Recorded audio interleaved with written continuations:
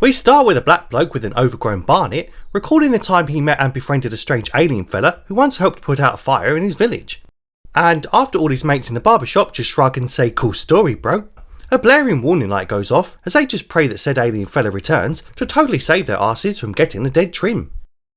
Anyway, after the opening titles, the doc whines about how people on Earth treat him differently now his pigments got slightly darker in the last regen. I'm not human. I am an evolved life form. It's the first time I've had this black body.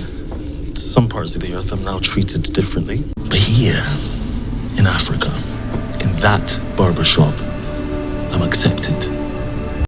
And all I can say is, well, if you're indeed an evolved being in high life form, why are you still whining on about skin colour? And surely you've evolved past segregation or social politics by now? That's a great question. I've been wondering that myself. But anyway, he heads off to Lagos, Nigeria to see his mate Omo to totally cheer himself up a bit.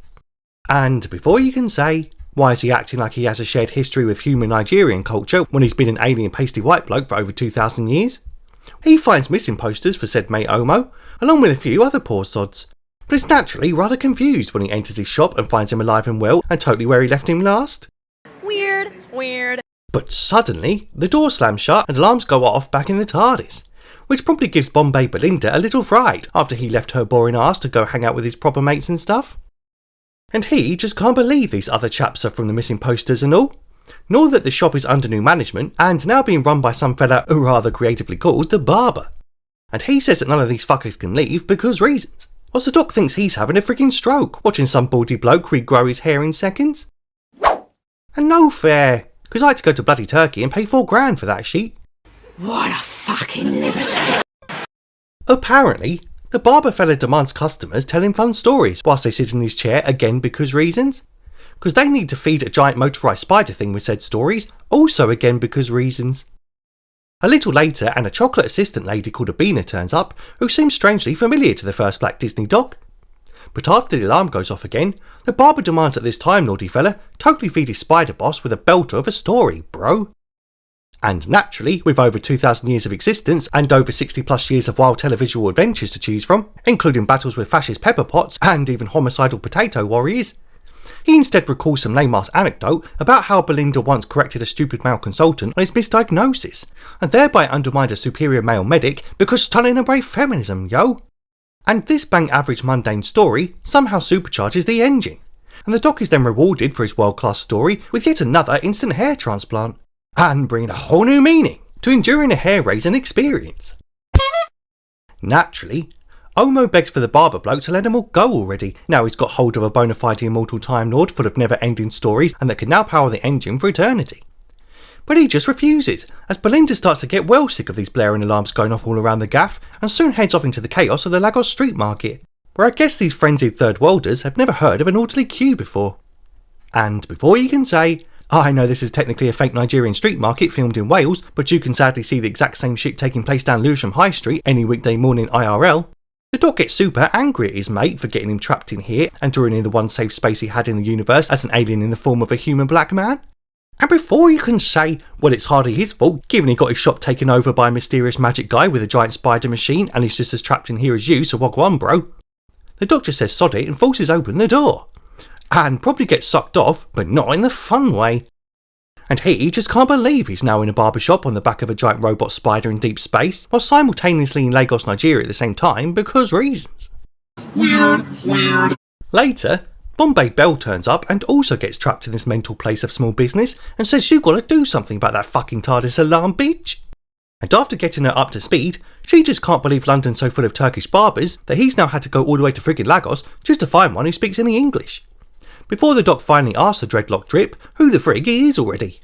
And he reckons he's some sort of god who throughout history humans have called Anansi, Dionysus, and even Tom Hiddleston. Whoops, I meant Loki. But the doc just laughs in his face and says those lot were proper gods who I used to hang out with personally, whilst you're just some pussy old wannabe who's so mental you're cutting off your own dreads and not even charging yourself for it. Okay. So he gives in and reveals he was once a human servant of said gods and was responsible for sharing their stories, and went on to build something that looks like a spider's web called the Nexus to unite and connect all their ideas, concepts, cultures, tales and narratives. and he proceeds to spout some vague and underwritten nonsense about being so smart he built a transport ship to travel to the centre of the Nexus over the centuries that the gods totally felt threatened and threw him out, where he could only salvage the engine machine powered by stories, and thus now totally wants revenge or some shit. And before you can say, no seriously, what the fuck is going on here, because it doesn't seem like the writers, directors or editors seem to have the foggiest idea either. What? Abina throws so much unnecessary shade at the doc that he finally realises who she is. And he don't just mean a typical black woman. Where? Apparently, this teeth-kissing side-eyeing bitterbird is just some sort of ex-floozy what he was supposed to marry after winning a bet with her father, back when he was the first black fugitive doctor from Holby City. And before you can say, I thought he said at the start that this incarnation was the first time he's ever been black, and does this also mean he was a big fat lesbian back then to boot? The doc figures out that the barber's plan is to cut the gods out of stories and thus sever them from human memory and culture, which will thereby destroy said humans in the process because... sigh. Reasons. And after they try to force the doc to spew some more bangers about his travels in space and time already, Belinda then tries to talk some sense into Abina, given she's consumed with wanting revenge on her godly father, who sold her for a bet to some fat black bird what didn't even want her.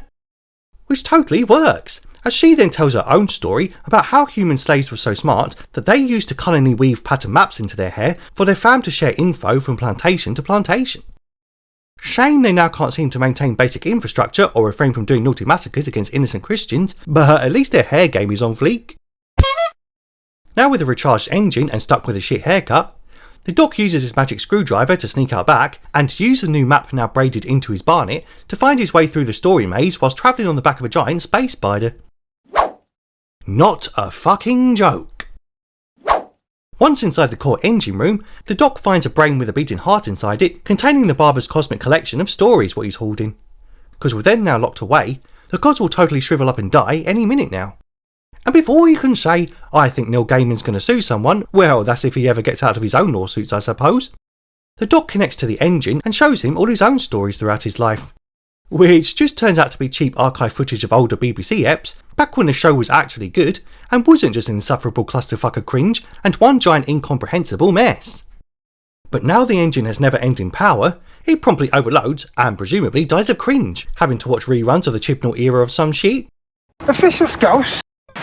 Before the doc convinces the barber fella to stop doing all these bad things and totally get over it already, and says if I can get over what that bitch just did to my barnet using my scalp as a fucking etch-a-sketch, then you can get over your nonsense beef with your cosmic ex-bosses.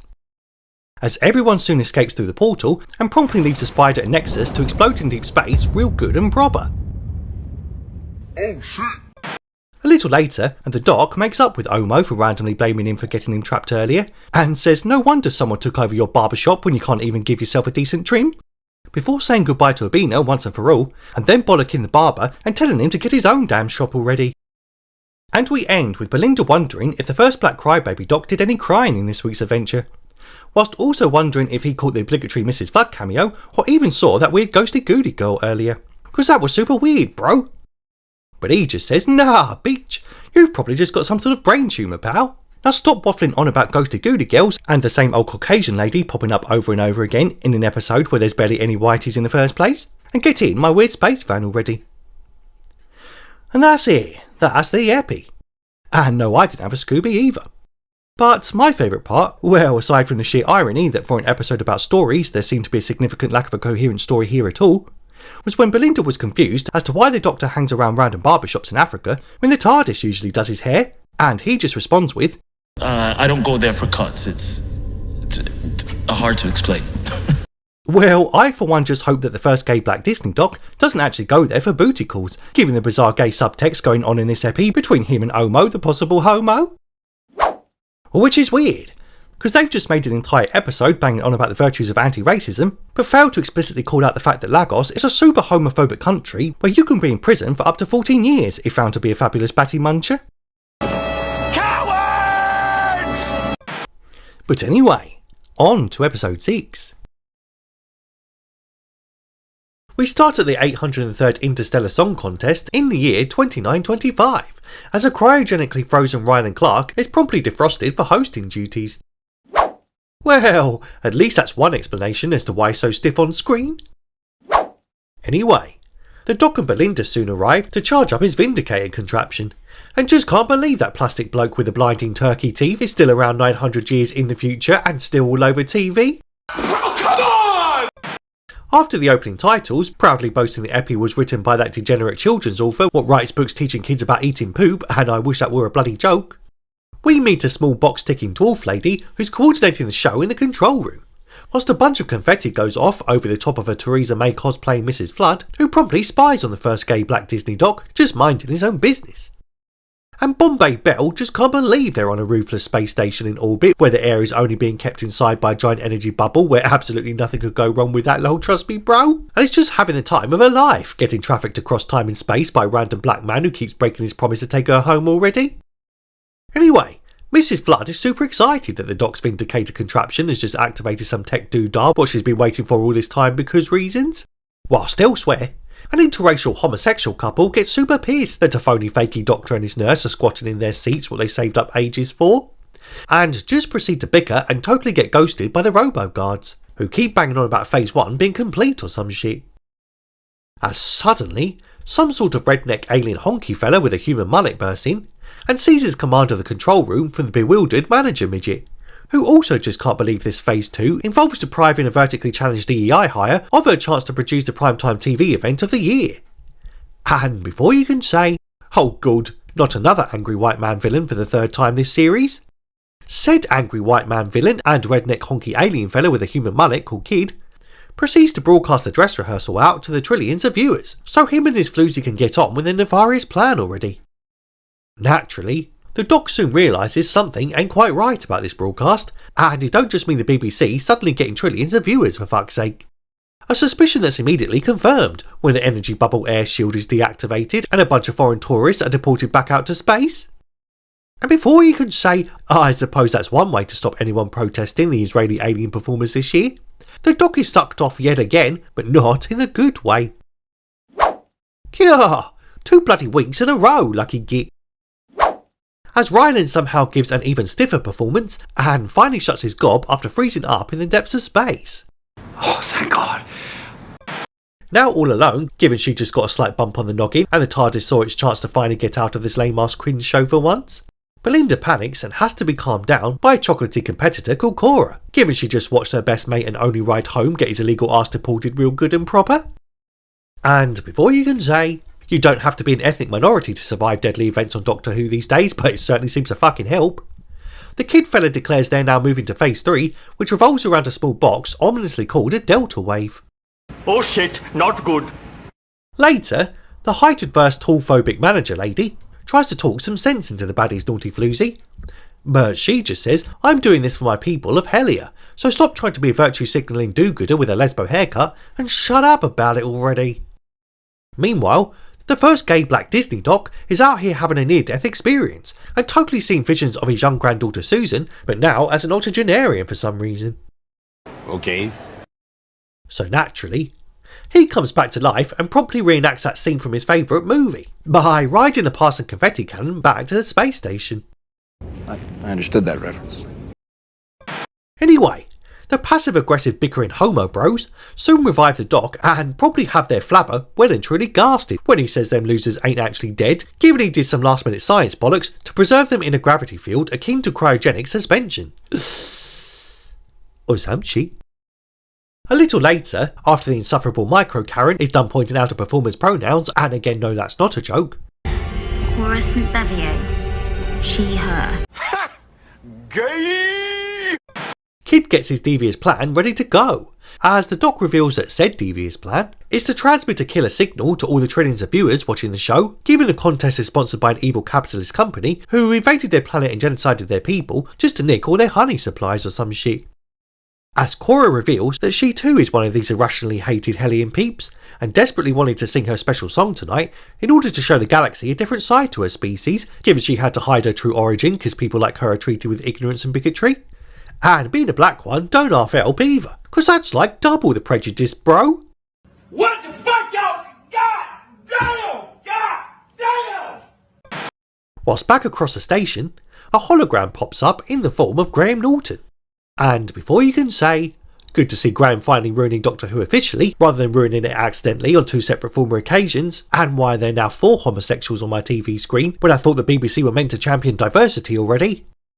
The Doc confronts the angry white male villain through the comms, and promptly threatens to catch him and throw his redneck arse out into the void, whilst laughing in his face as he slowly freezes to death in front of everyone. And even Belinda can't believe this champion of compassion is actually a toxic hateful wrong'un underneath the slim veneer of altruistic activism like every single libtard IRL. Nor that the first Black Doctor seems to have a proclivity for violence. What? I did not see that coming. But he just shrugs, and soon confronts a horny hick from the space sticks directly in the control room. Well, kind of, given he turns out to be a holographic distraction, which just allows him to destroy the terrorist Delta Wave signal box before upgrading his hologram tech to 4D, now allowing for touch and physical sensations. But instead of immediately using it to simulate someone touching his pee-pee like any normal bloke who got access to such tech, he just uses it to torture the local alien hillbilly for shits and giggles. And it takes flashes of his granny-looking granddaughter and also Belinda showing up to get him to snap out of doing all these naughty hate crimes and inevitably living up to the violent black male stereotype. No! After Kid is morally lectured to by the guy who just viciously assaulted him and thereby lost any kind of moral high ground, and much like Conrad a few epis back, he's taken into custody as the Doc gets busy saving all the floaters up top, mainly by using a retractor beam and turning Ryland's cryopod into a BS sci-fi revival booth. As Belinda probably gets starstruck by the guy who got famous humiliating himself on X Factor and then again on Katie Price's failed reality show back in the day, whilst the Doc makes the homo bros repeat the process 100,000 times to finally do what that based AF orange fella recently refused to do and bring back all the wrongfully deported aliens already. Though probably best to leave the pro-Palestine protesters out there to chill out for a bit longer, to be fair. Totally agree. Anyway, now the day is saved and the galactic viewers are no longer in danger of having their brains melted just by watching TV, but sadly are still subject to intense propaganda by watching the BBC, Cora finally gets to do an incredible amazing song about her looted home planet and show everyone how they're totally wrong about her people. And said incredible amazing song is so incredible and amazing that no fucker has any response to it at all after she finishes, not even the supposedly heroic and respectful Doctor fella. And before she can say, Please clap. the homo bros concede and promptly give her a round of pity applause. Nice. Later, and once all that gay shit's finally over, Belinda tells her trafficker how much he scared her back there, going around saying hurty words and torturing foreign honkies with mullets and stuff, and says it's all well and good going full EFF and torturing white cracker fellas for shits and giggles, but what if you then go full Pakistan and totally direct your hatred against us Indian spice munchers and shit? But he just says no chance, love, because we're on the BBC. So although anti-white racism is fair game and totally par for the course over here, they'd never stand for us belittling Bombay Belindas like you, girl. And besides, he simply triggered me trying to genocide 3 trillion people, given my own race and homeworld was totally genocided and shit. And at least I didn't bloody cry this week, bitch, so shut up about it already.